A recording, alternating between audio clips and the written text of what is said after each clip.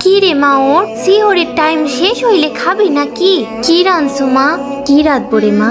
কালকের কয়টা ভাত আসিল, ওইটাই পানি দিয়া রাখছি। চল মা মেয়ে ওইটাই ভাগ কইরা খাইয়া লই। কি রে খা, আজান পইরা যাইব তো। এইটুকু ভাতে যে পেট ভরতে চাই না মা। এখন খা, ইফতারিতে দেখি কিছু ভালো মন্দ কিনতে পারি কিনা। বাজার ঘাটে জিনিসপত্রের যে দাম, সংসার চালাইয়া ইফতারি কেনার মতো সামর্থ্য আমাগর থাকে না রে মা।